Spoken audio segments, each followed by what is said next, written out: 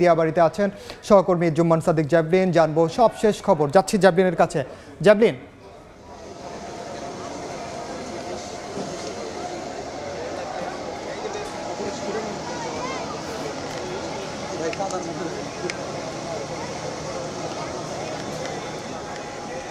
Javelin আমাদেরকে জানাবেন সেখানকার সবশেষ কি খবর এবং এখন পর্যন্ত আপনার কাছে কি তথ্য আছে আজকের বিমান দুর্ঘটনার? হ্যাঁ ভাই,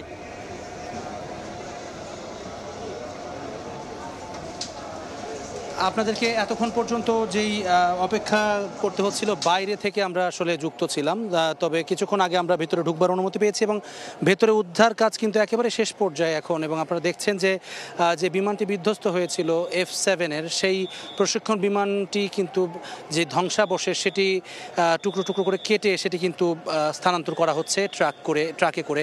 এবং আপনারা দেখছেন যে আসলে যেই প্লেনের যে ইঞ্জিনের সম্ভবত এই অংশটি হবে সেই অংশটি কিন্তু আমরা দেখছি এই টুকরোটি ট্রাকে তোলা হচ্ছে।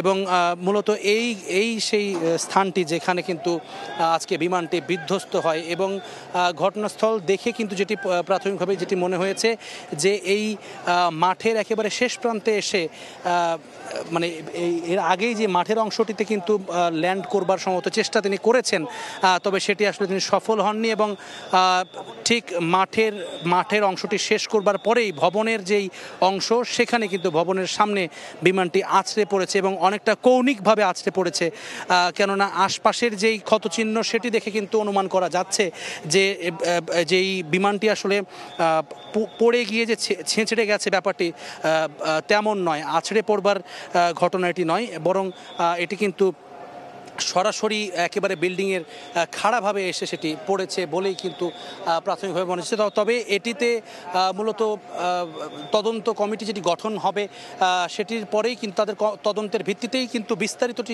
জানানো যাবে যে ঠিক কী সমস্যা হয়েছিল, ইঞ্জিনের কী ধরনের ফেইলিয়ার হয়েছিল বা এখানে আসলে কোনো গাফিলতি ছিল কিনা, সব কিছুই কিন্তু আসলে তদন্তে উঠে আসবে।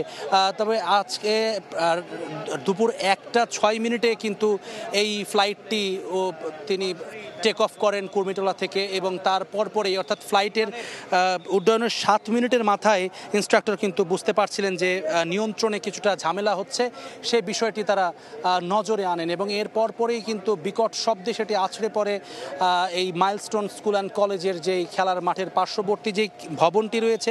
মূলত প্রাথমিক শিক্ষার্থী যারা রয়েছেন শিশু শ্রেণী থেকে 5ম শ্রেণী পর্যন্ত ইংরেজি ভার্সনের, তারা এখানে ক্লাস করে থাকেন। এবং আমরা যেটি শুনেছি বা বিদ্যালয় কর্তৃপক্ষ যেটি জানিয়েছিলেন আমাদেরকে যে 11:30 নাগাদ এটির ছুটি হয়ে যায় এই বেশিরভাগ শ্রেণীর। তবে কিছু শিক্ষার্থী যারা বিশেষ করে বৃত্তি পরীক্ষার জন্য যারা প্রস্তুতি নিচ্ছিলেন সেই শিক্ষার্থীরা কিন্তু এখানে ছিলেন তখনও, এবং 2টি শিক্ষক রুম ছিল এই ভবনেই। তো সব মিলিয়ে যে হতাহতের ঘটনা সেটি কিন্তু এখানে ঘটে এবং বিমানের যিনি পাইলট তিনি 3:40 ফ্লাইট লেফটেন্যান্ট তরিকুল ইসলাম তিনি 3:40 কিন্তু মারা যান এবং তিনি রাজশাহীর ছেলে। এবং এখানে আমরা যেটি জানতে পেরেছি যে তার চেষ্টা আসলে ছিল, শেষ পর্যন্ত তিনি ফ্লাইটের ভেতরে ছিলেন এবং ইজেক্ট করেছেন কিছুটা আগে, তবে তাকে আসলে বাঁচানো সম্ভব হয়নি, তিনিও কিন্তু এই দুর্ঘটনাতেই প্রাণ হারিয়েছেন সিএমএইচে চিকিৎসাধীন অবস্থায়। এছাড়াও বেশিরভাগই শিক্ষার্থী, যে বাকি 18 জন মারা গেছেন তাদের বেশিরভাগই শিশু শিক্ষার্থী, তারা কিন্তু যেটি এই অগ্নিদগ্ধ হয়েই বেশিরভাগের মৃত্যু হয়েছে।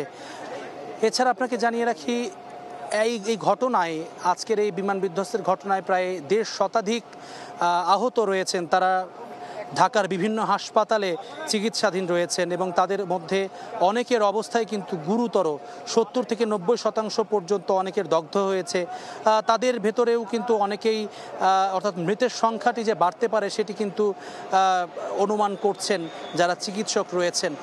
এই ঘটনায় আগামীকাল রাষ্ট্রীয় শোক ঘোষণা করা হয়েছে। প্রধান উপদেষ্টার বিভিন্ন যে কার্যক্রম ছিল সেগুলো স্থগিত করা হয়েছে বা পরবর্তীতে সেগুলো অনুষ্ঠিত হবে। এই ঘটনাকে কেন্দ্র করে পুরো জাতি আসলে আজকে একটা শোকাবহ পরিবেশের ভিতরে বিরাজ করছে পুরো জাতির, পুরো দেশের মানুষের মাঝে।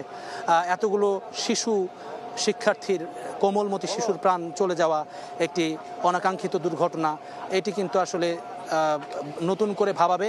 একই সঙ্গে এখানে যারা অভিভাবক ছিলেন তারাও কিন্তু যেটি শঙ্কা প্রকাশ করছিলেন, বা উপস্থিত স্থানীয় যারা ছিলেন এখানে প্রত্যক্ষদর্শীরা, তারাও যেটি বলছেন যে আসলে বিমানের একজন পাইলট যিনি মারা গেছেন, এই একজন পাইলটকে তৈরি করতে একটি দেশের যেই বিনিয়োগ, যে লগ্নি, যেই সব কিছু মিলিয়ে সেটিও কিন্তু একটি অপূরণীয় ক্ষতি।